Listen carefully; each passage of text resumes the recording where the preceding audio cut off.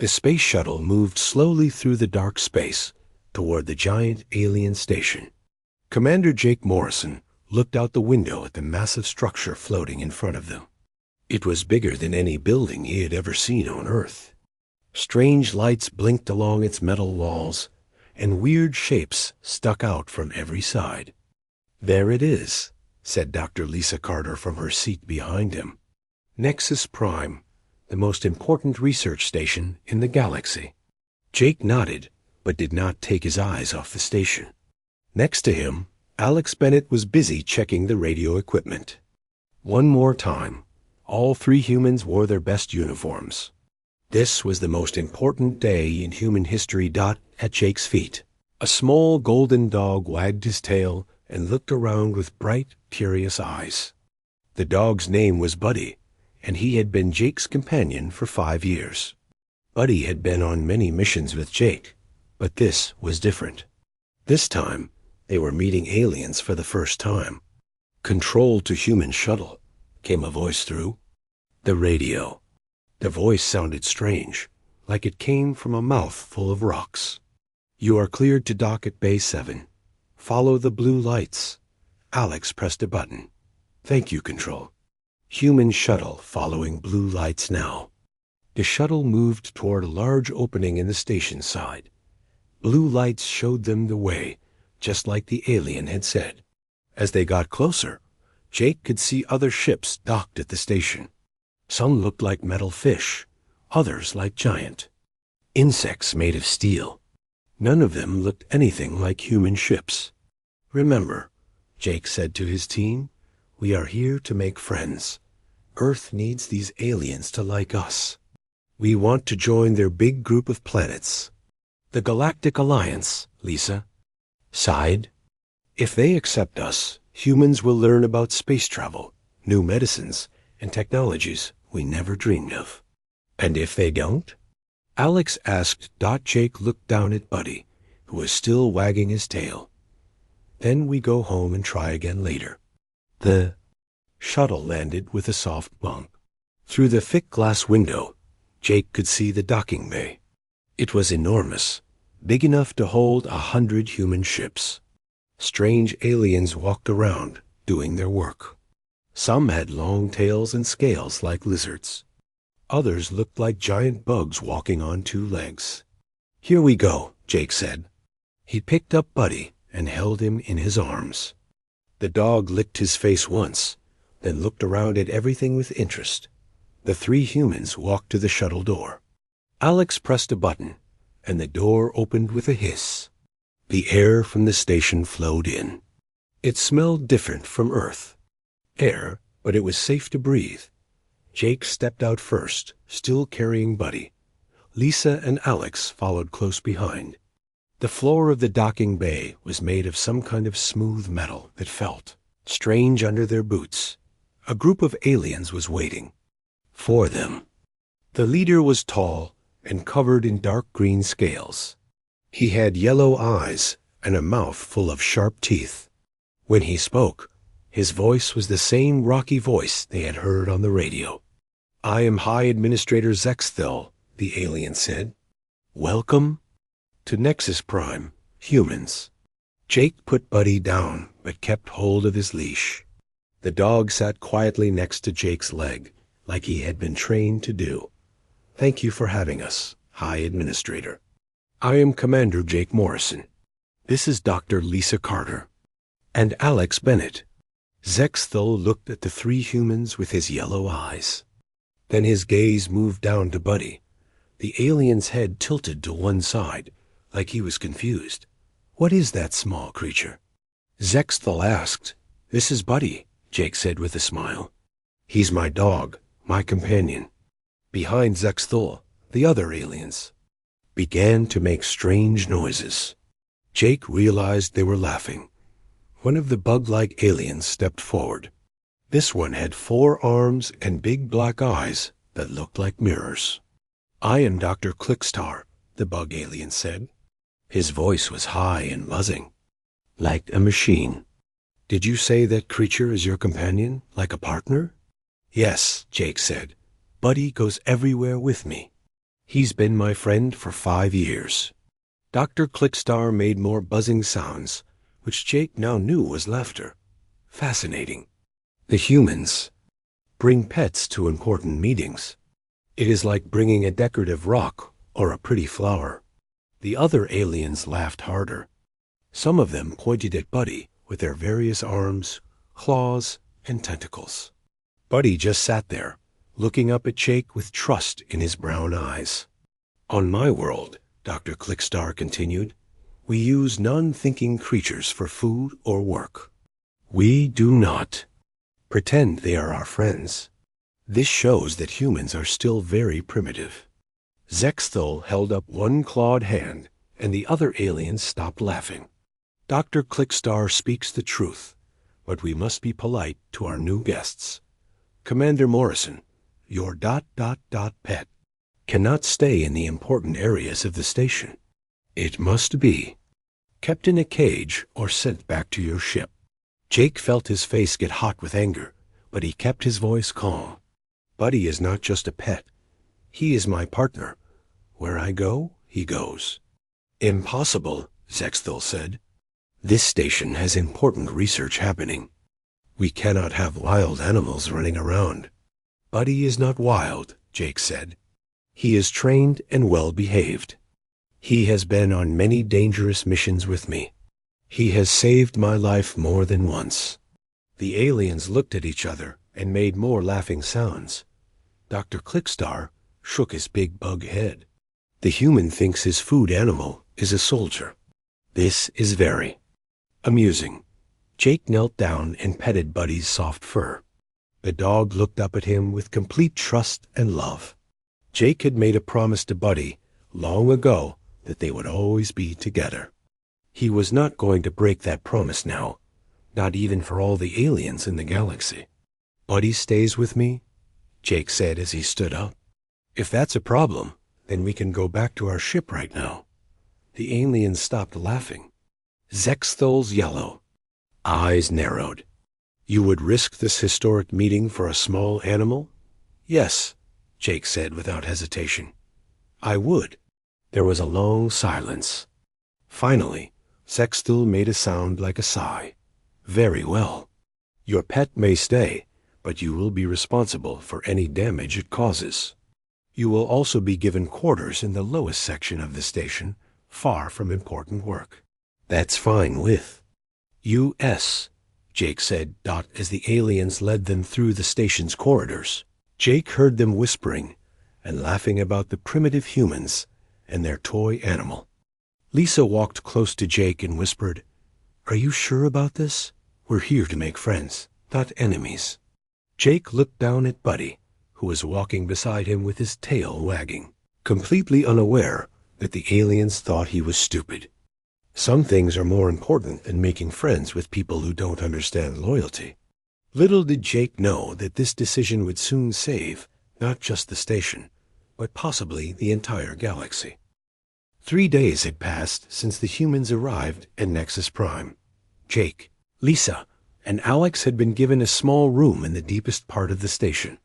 The aliens called it temporary housing, but Jake knew it was really just a storage area they had cleaned out. The room had 3 metal beds, a small table, and one tiny window that looked out into empty space. It was not comfortable, but Jake had stayed in worse places during his military service. Buddy seemed happy enough, spending his time exploring every corner of the room and playing with a rubber ball Jake had brought from Earth.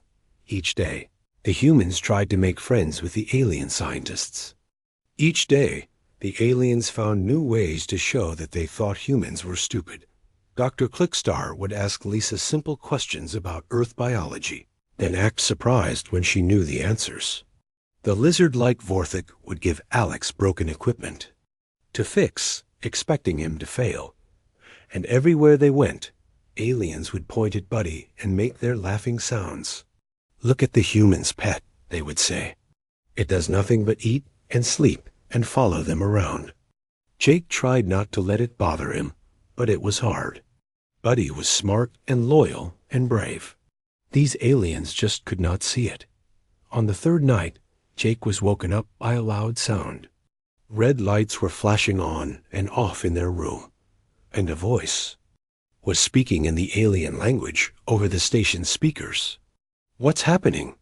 Lisa asked, sitting up in her bed. Alex was already at their small computer, trying to translate the alien words. "I think it's some kind of emergency," he said. "The computer is having trouble with the translation, but I'm getting words like danger and evacuate." Jake got out of bed and put on his clothes quickly. Buddy was awake too, standing near the door with his ears up and alert. The dog seemed nervous about something. The door to their room opened, and a young Vorthic alien ran in. This one was smaller than the others, with lighter green scales.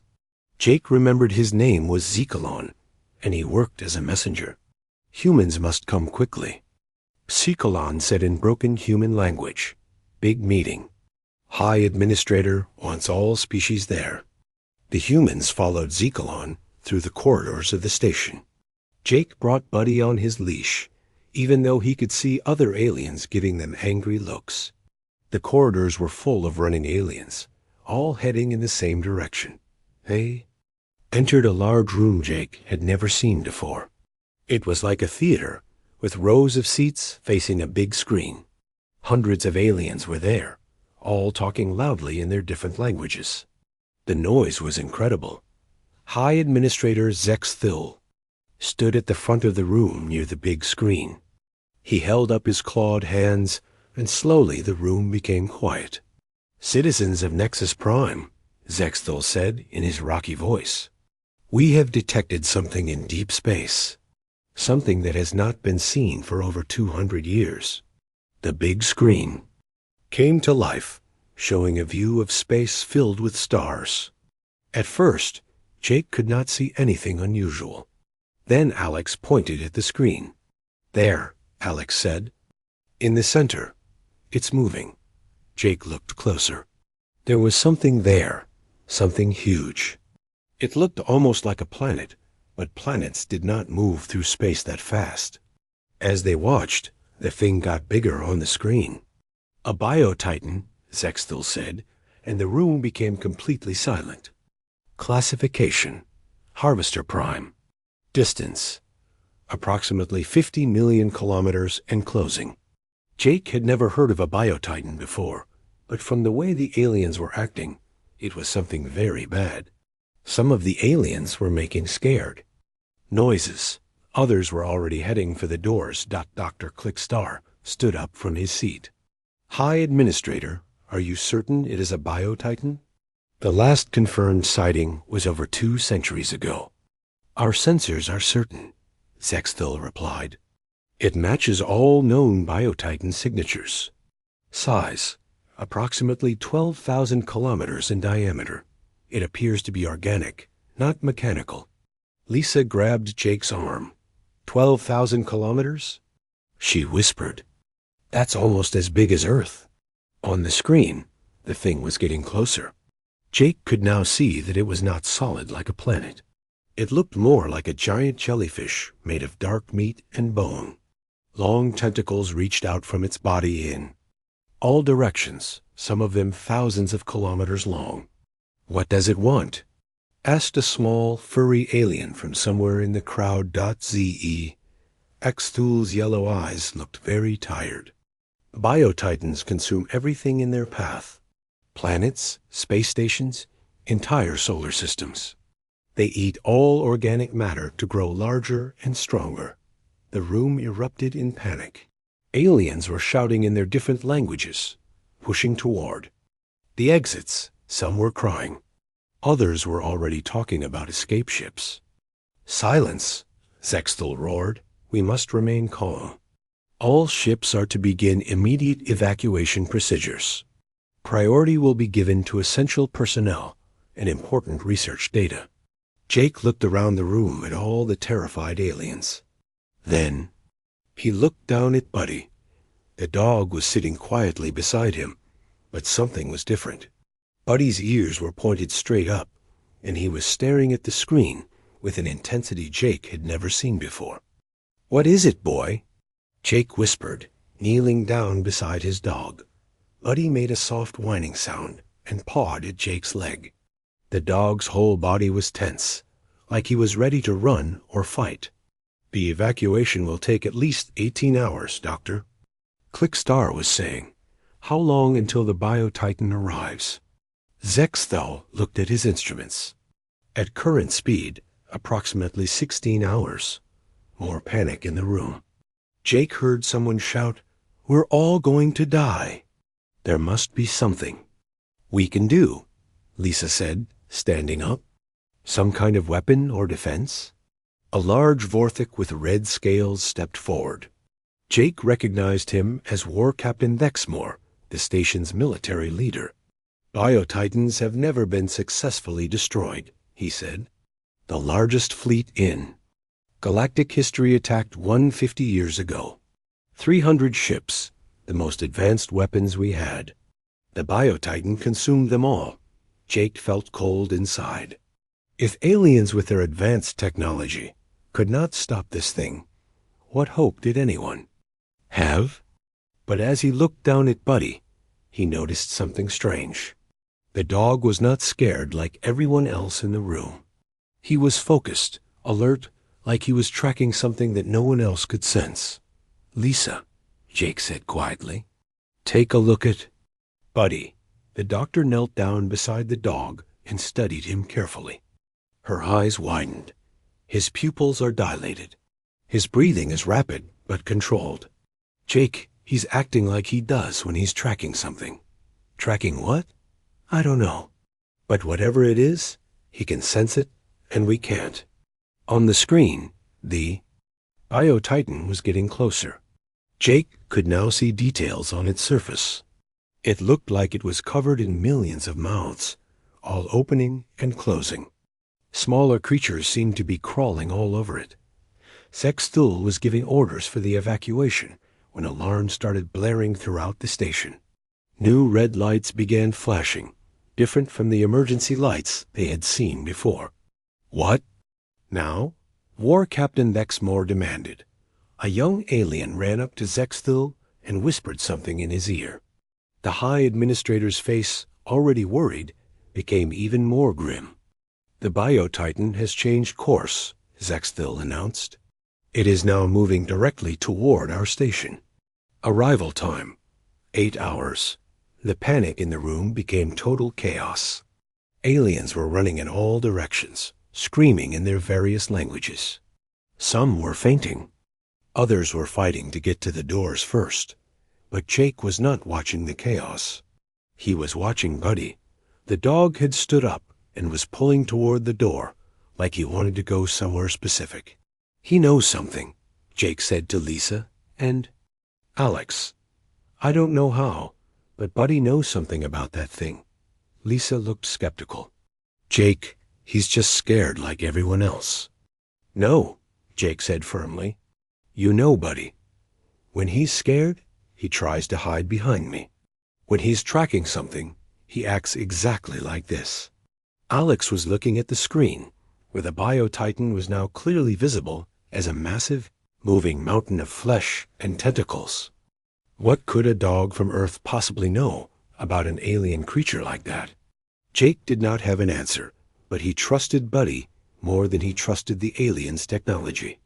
If his dog sensed something important, Jake was going to pay attention to it as the evacuation alarms continued to wail and aliens ran past them in terror. Jake made a decision that would change everything. "We're not evacuating," he said. "What?" Lisa stared at him. "Jake, that thing will be here in 8 hours. This entire station will be destroyed."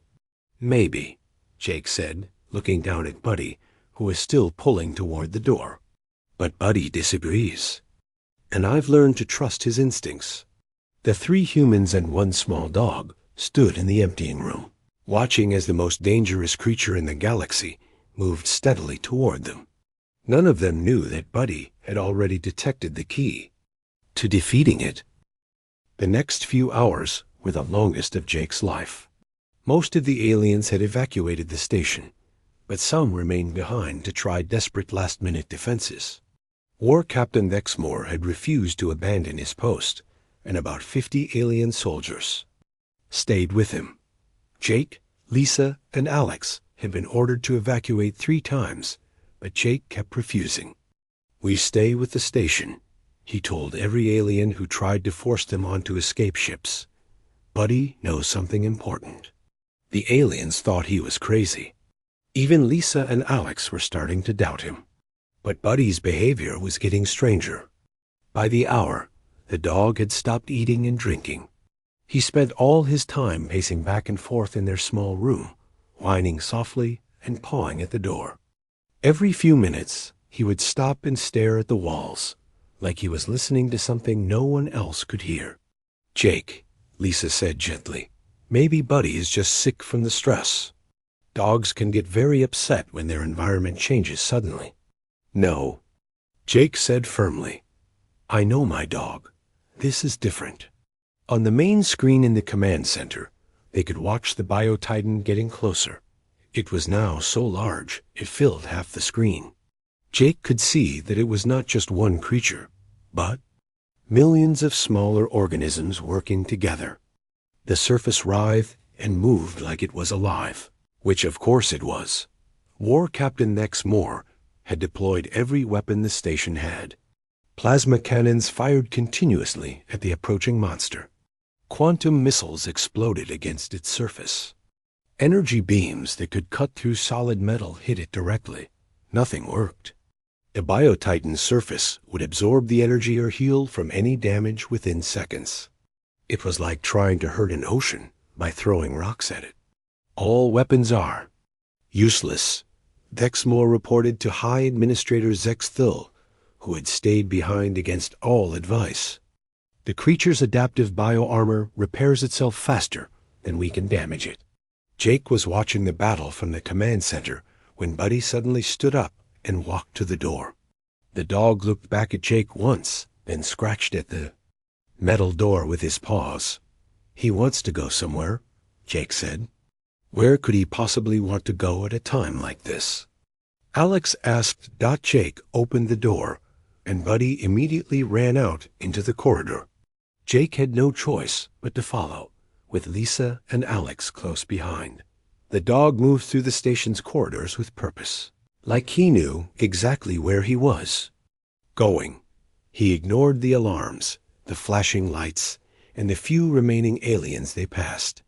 He was following something only he could detect. "This is insane," Lisa muttered as they hurried after the small golden dog. "We're following a pet around a space station, while a planet-sized monster is about to kill us all." But Jake noticed something interesting. Buddy was not just wandering randomly. He was heading deeper into the station, toward areas that were marked with warning signs in several alien languages. They passed through 3 security doors that had been left open during the evacuation. Finally, Buddy stopped in front of a heavy metal door marked with symbols that clearly meant danger, authorized personnel only. "The Bioresearch Lab," Alex said, reading the translation on his portable computer. "This is where they keep samples of dangerous organisms from around the galaxy." Buddy was scratching at this door now, whining louder than before. Jake could tell his dog was getting frustrated. "Stand back," Jake said. He used his military override code that High Administrator Zex Thill had given him in case of emergencies. The door slid open with a hiss. The room beyond was enormous, filled with thousands of glass containers, each one containing samples of alien life forms. Some glowed with strange colors. Others moved around in their containers like tiny dancing flames. A few looked like they were trying to break out of their glass prisons. Buddy ran straight into the room and stopped in front of one particular container. He sat down and stared at it, completely focused. Jake looked at the container. Inside was what looked like a small worm, about the size of his finger. It was pale white and seemed to be sleeping. "What's so special about this one?" Lisa asked, kneeling down beside the container to read the label. Her face went pale. "Oh my God, what?" Jake demanded. "This is a neural parasite from the Andromeda sector," Lisa read. "It's designed to take control of large organisms by attaching to their brainstem." The notes say it was found inside a deceased biotitan that washed up on a dead Planet 50 years ago. Alex stepped closer. "Are you saying that biotitans can be controlled by parasites?" Lisa was reading more of the technical information. According to this, biotitans are normally peaceful creatures. They drift through space eating asteroids and space debris. But when infected by these parasites, they become aggressive and start attacking planets. Jake felt his heart beating faster. So the thing heading toward us isn't really evil. It's sick. "That's right," Lisa said excitedly. "And if we can remove the parasite, the biotitan should return to its normal behavior." "But how do we know our biotitan is infected?" Alex asked. Jake looked down at Buddy, who was still staring at the container with complete focus. "Because Buddy can smell it." Lisa stared at him. "What do you mean?" "Dogs have an incredible sense of smell.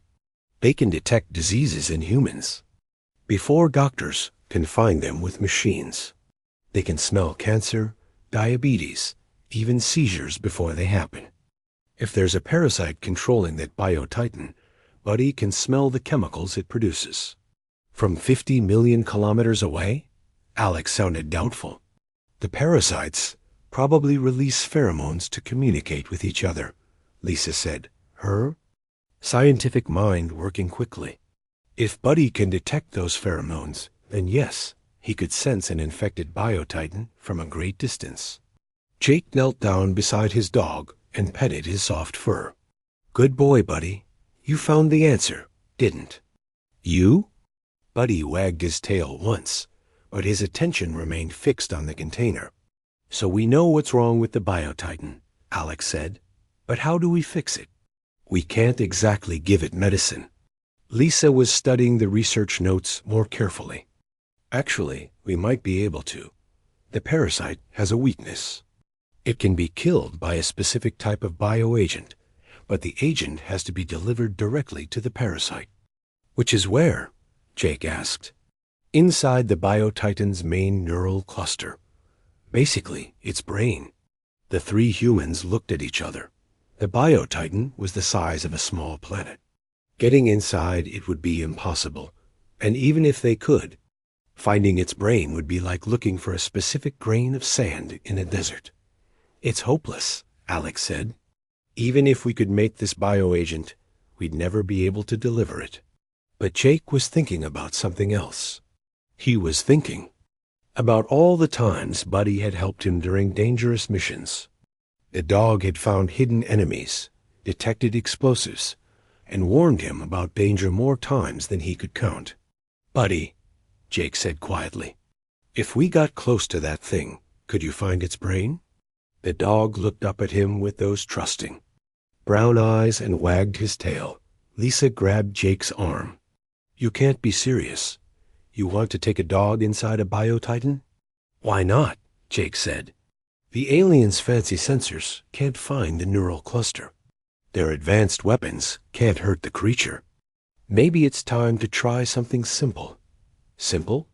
Alex laughed, but it was not a happy laugh. "You call going inside a planet-sized monster simple? Compared to what the aliens have been trying, yes." Lisa was quiet for a long moment thinking. Then she said, "I can synthesize the bioagent using the equipment in this lab. It would take me about 2 hours. And I can modify one of the station's shuttles to get us close to the biotitan," Alex added. "The creature might not see us as a threat if we approach slowly." Jake looked down at Buddy, who was now standing and wagging his tail like he understood what they were talking about. "Are we really going to do this?" Alex asked. "Are we really going to trust our lives to a dog?" Jake thought about all the aliens who had laughed at Buddy, who had called him a toy and a pet. He thought about High Administrator Zexthol, who had tried to make Jake leave his best friend behind. "Yeah," Jake said, "we are. Because sometimes the best technology in the galaxy is no match for something that's been tested by millions of years of evolution. As alarms continued to wail throughout the station, and the Biotitan moved steadily closer, the 3 humans and 1 small dog began to prepare for the most dangerous mission in the history of space exploration that none of them knew that word of. Their plan had spread throughout the evacuated station, and that aliens all across the galaxy were watching to see if the primitive humans and their toy dog could accomplish what no advanced civilization had ever managed to do. Lisa worked faster than she had ever worked in her life. The bio-research lab had everything she needed to create the anti-parasite agent, but the process was complicated and dangerous. One mistake could create a poison that would kill the Biotitan. Instead of curing it, while Lisa worked with alien chemicals and equipment, Alex was in the shuttle bay modifying their small ship. He removed unnecessary equipment to make room for Lisa's bioagent and added extra fuel tanks. Most importantly, he installed a special air recycling system so Buddy could breathe during their mission. Jake spent his time studying everything he could find about Biotitans. The more he read, the more worried he became. No one had ever been inside a living Biotitan before. The few ships that had tried were dissolved by acid or crushed by the creature's immune system. But as Jake watched Buddy, he felt hope. The dog was calm now, no longer pacing or whining. He seemed to understand that they had found the answer to the problem. Every so often, Buddy would look up at Jake and wag his tail, as if to say, "Don't worry, we can do this." High Administrator Zexthel found them in the shuttle bay 3 hours before the Biotitan was scheduled to arrive. "Commander Morrison," the tall alien said, his yellow eyes showing more emotion than Jake had ever seen before. "I have heard about your plan. It is completely insane." "Yes, sir," Jake replied. "It probably is. You understand, no one has ever survived contact with a Biotitan's interior. The creature's body is filled with acid that can dissolve metal in seconds. It has an immune system that attacks anything foreign. Yes, sir, we know the risks." Zexthel was quiet for a moment, watching Alex work on the shuttle. "Your species is very strange, Commander Morrison. Any rational creature would have evacuated by now." "Maybe," Jake said. "But if we're right about the parasite, evacuation won't save anyone. That thing will just follow the evacuation ships, can destroy them too. And if you're wrong?" Jake looked down at Buddy, who was sitting patiently beside the shuttle. "Then we die trying to save everyone. I can live with that." Zexthel made a sound that might have been alien laughter. "Live with dying. Another human contradiction." He paused. "For what it is worth, Commander, I hope you succeed. And I apologize for the way we have treated you and your ... companion." "His name is Buddy," Jake said. "Buddy," Zexthel repeated carefully. "I hope Buddy proves us all wrong." Lisa emerged from the biolab carrying a small metal container. "The agent is ready," she announced. "It's designed to target the specific proteins that neural parasites use to control their hosts. 1 dose should be enough to kill every parasite in the Biotitan system. How do we deliver it?" Alex asked, looking up from the shuttle's engine. "Direct injection into the neural cluster," Lisa said. "I've modified a standard medical injector to work with the agent. But whoever uses it will have to get very close to the Biotitan's brain." Jake took the injector and examined it. It was small and simple, about the size of a pen. Hard to believe something so tiny could save an entire space station. "The shuttle is ready," Alex reported. "I've installed the best shielding we have, but it won't protect us for long inside that thing." "How long?"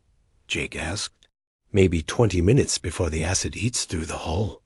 20 minutes to find the brain of a creature the size of a planet." Jake looked at Buddy again. "What do you think, boy? Is 20 minutes enough?" Buddy barked once, a confident sound that made Jake smile. War Captain Dexmore approached them from across the shuttle bay.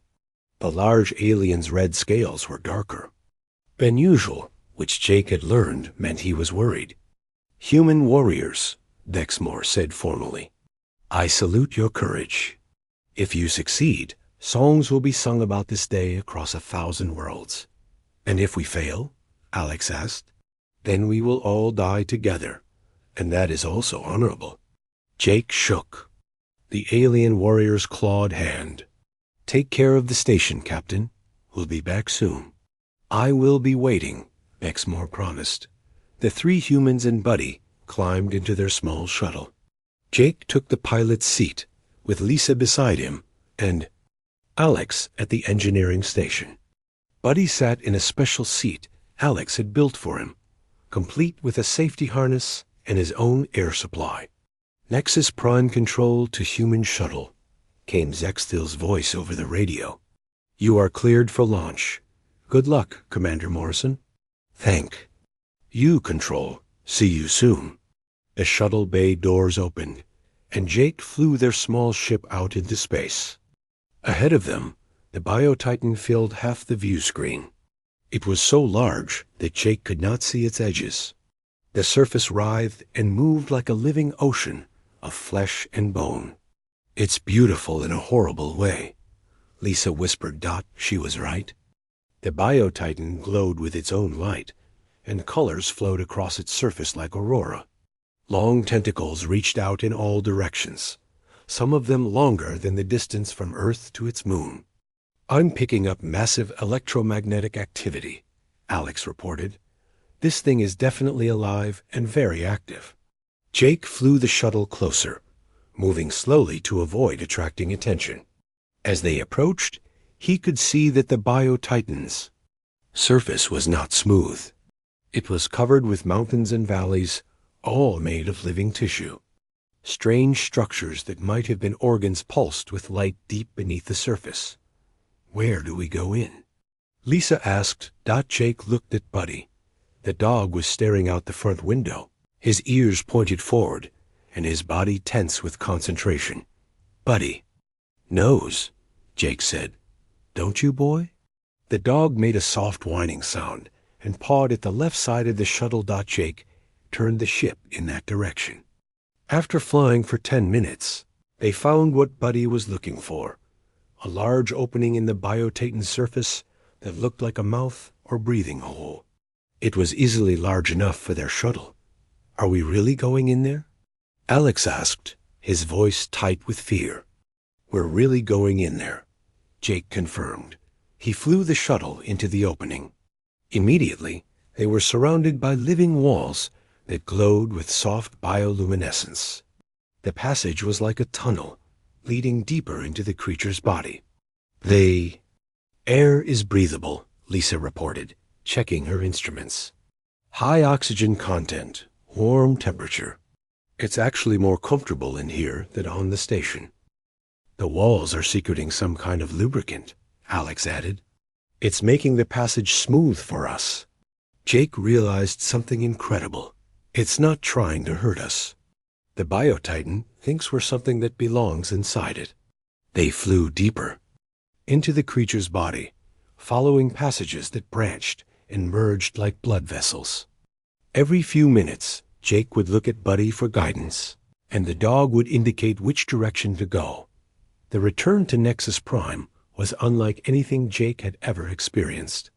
As their small shuttle approached the docking bay, he could see aliens gathered at every window, watching them come home. When they landed, the entire remaining crew of the station was waiting for them. High Administrator Zextil stood at the front of the crowd, his usually stern face showing something Jake had never seen before: respect. "Commander Morrison," Zextil said as Jake stepped out of the shuttle with Buddy in his arms. "What you have accomplished today will be remembered throughout galactic history." Jake set Buddy down on the docking bay floor. The small dog immediately began exploring, sniffing at the various aliens who had gathered to see him. Many of them knelt down to get a closer look at the primitive pet who had saved them all.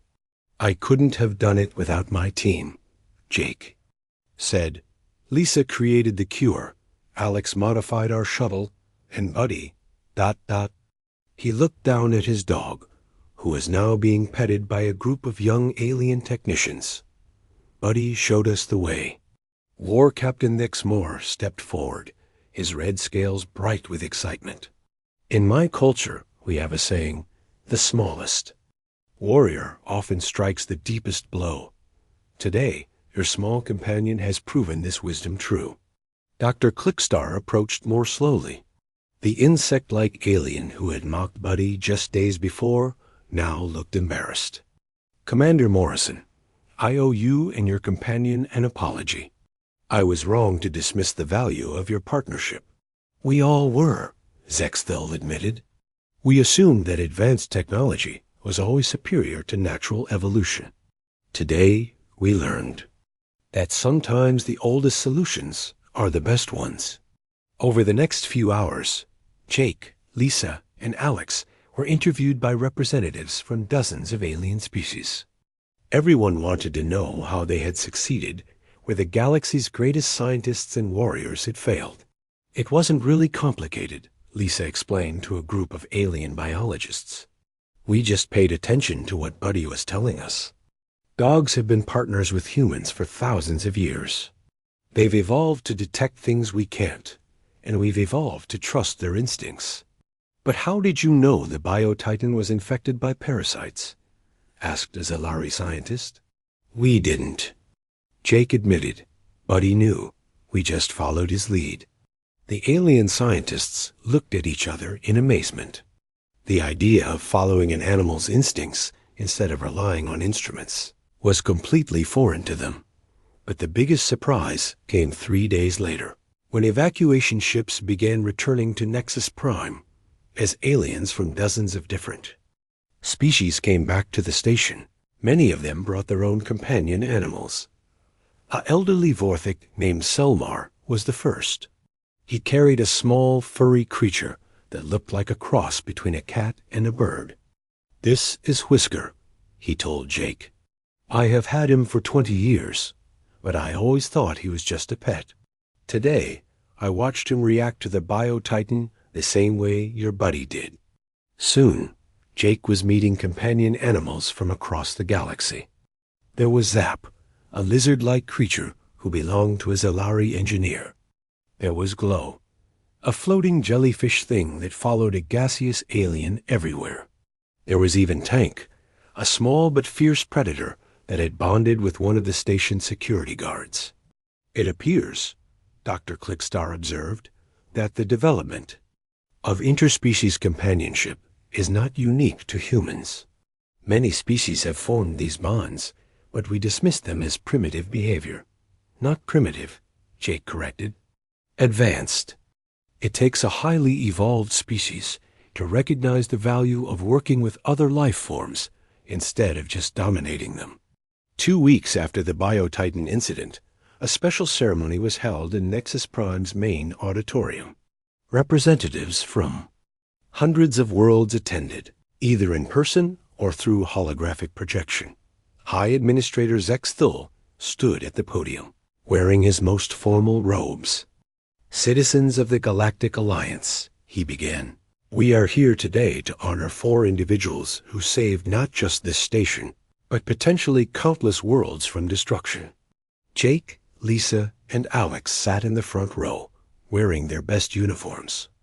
Buddy sat beside Jake's chair, wearing a small bow tie that Lisa had made for him. First, Zexthul continued, we honor Dr. Lisa Carter, whose scientific knowledge and quick thinking created the cure that freed the Biotitan from parasitic control. The audience applauded as a medal was placed around Lisa's neck. Second, we honor Alex Bennett, whose technical skills made the rescue mission possible. More applause as Alex received his medal. Third, we honor Commander Jake Morrison, whose leadership and courage guided the mission to success. Jake stood to receive his medal, but he remained at attention as Zexthul continued. And finally, the High Administrator said, his voice carrying to every corner of the auditorium, we honor Buddy, companion to Commander Morrison, whose natural abilities and loyal partnership made victory possible. The applause was thunderous as Jake lifted Buddy onto the podium. Zexthel placed a special medal around the dog's neck. First time in galactic history that a non-sentient being had received such an honor. But Zexthel was not finished. This ceremony marks more than just the recognition of heroic individuals.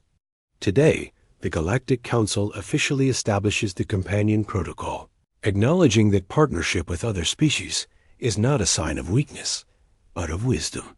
The audience erupted in cheers. Jake could see aliens throughout the auditorium, embracing their own companion animals. From this day forward, Zexthel announced, all member species of the Galactic Alliance are encouraged to maintain and develop relationships with companion species. We have learned that the bonds between different life forms can make us all stronger. After the ceremony, Jake found himself surrounded by reporters and scientists from across the galaxy, all wanting to study the human-dog partnership that had saved so many lives. Will you be staying on Nexus Prime to help establish training programs? Asked a reporter. For a while, Jake said. But eventually, Buddy and I will go home to Earth. There are a lot more dogs there who might be interested in space exploration. Dr. Clickstar approached with a group of young Zelari scientists. Commander Morrison, we would be honored if you would help us understand how to form similar bonds with companion species on our own worlds. It's not difficult, Jake said, kneeling down to pet Buddy, who was still wearing his medal. You just have to remember that they're not pets or tools. They're partners. You have to trust them, and they have to trust you. And how do you build that trust? Asked one of the young scientists. Jake smiled. The same way you build trust with anyone. You spend time together. You take care of each other. You pay attention to what they're trying to tell you. And most importantly, you never abandon them, even when other people think you should. As the crowd around them grew larger, Buddy seemed to get tired of all the attention. He walked over to a quiet corner of the room and lay down with a contented sigh. Jake followed him and sat down on the floor beside his dog. What do you think, boy? Ready to go home? Buddy wagged his tail and put his head on Jake's lap. Yeah, me too.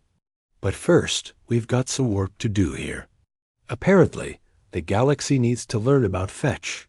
6 months later, Jake received a message.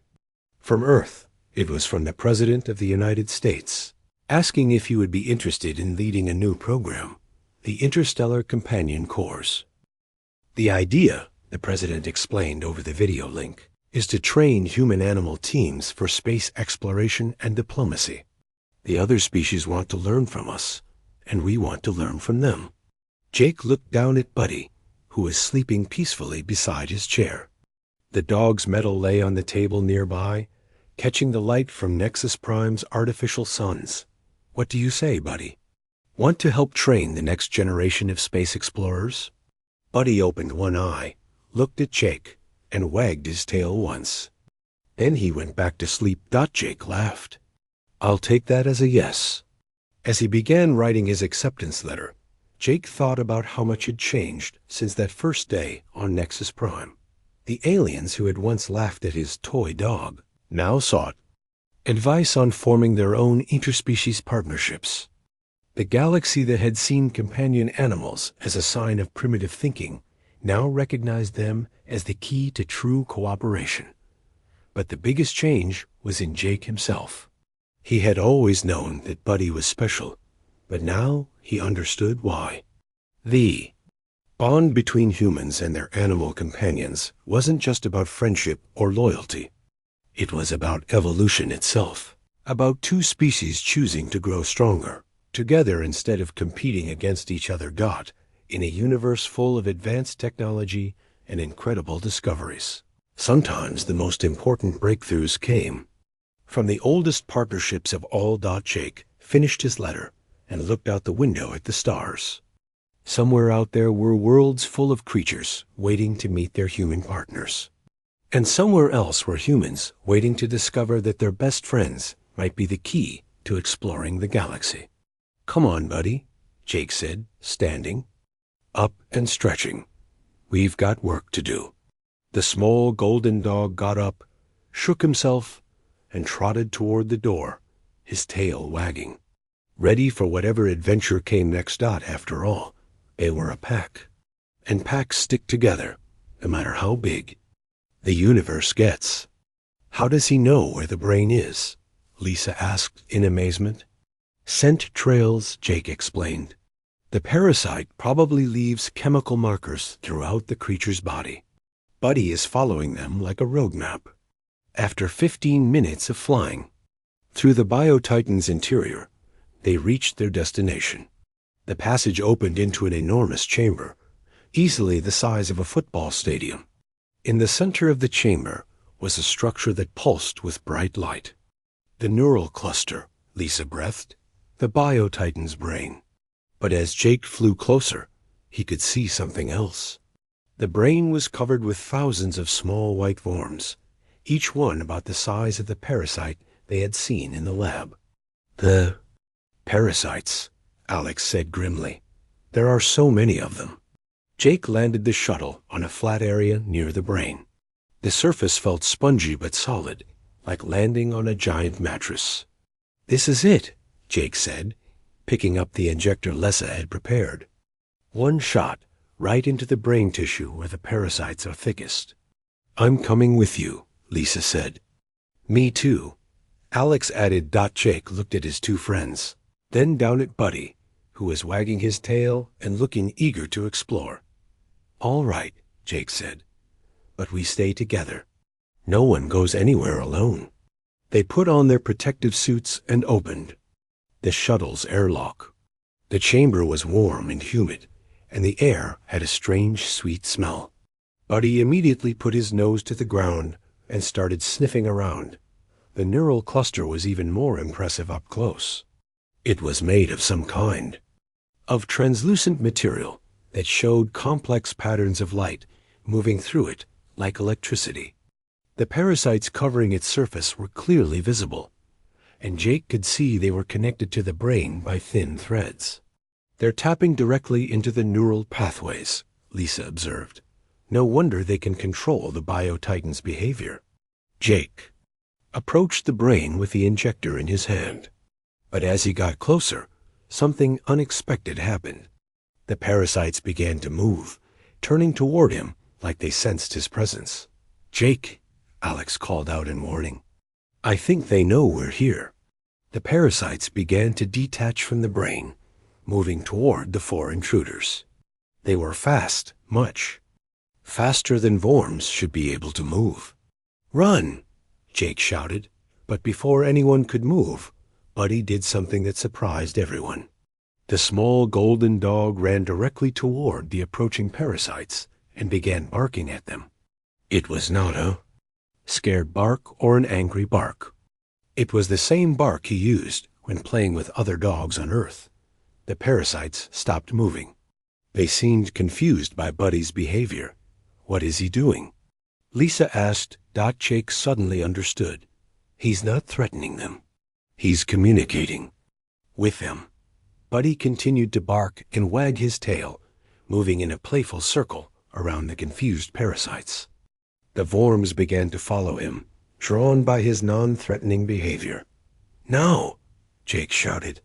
While they're distracted, he ran to the brain and pressed the injector against its surface. The device activated with a soft hiss, sending the bioagent deep into the neural tissue. For a moment, nothing happened. Then the parasites began to convulse. One by one, they released their grip on the brain and fell to the chamber floor, where they curled up and stopped moving. The effect on the Biotitan was immediate. The harsh white light in the chamber changed to a warm golden glow. The creature's movement, which had been aggressive and violent, became smooth and peaceful. "It worked," Lisa said in amazement. "The parasites are dead, and the Biotitan is returning to normal." Jake knelt down and hugged Buddy tightly. "Good boy." You saved everyone. But their celebration was interrupted by Alex's urgent voice. Guys, we need to get out of here now. The Bio-Titan is changing course, and our shuttle's hull is starting to weaken. They ran back to their ship and took off quickly. As they flew back through the creature's passages, Jake could see that everything was different. The walls were no longer threatening. The passages were wider and smoother, like the Bio-Titan was helping them leave safely. When they emerged from the creature and returned to space, Jake looked back at the Bio-Titan on their view screen. It was already moving away from Nexus Prime, heading back toward deep space where it belonged. Over the radio, they could hear cheering from the space station. High Administrator Zexthil's voice came through clearly. Commander Morrison, you have accomplished the impossible. The Bio-Titan is retreating. You have saved us all. Jake looked at his three companions. Lisa, who had created the cure. Alex, who had made their mission possible. And Buddy, who had guided them to success. No, Jake said into the radio. We all saved each other, just like a good pack should.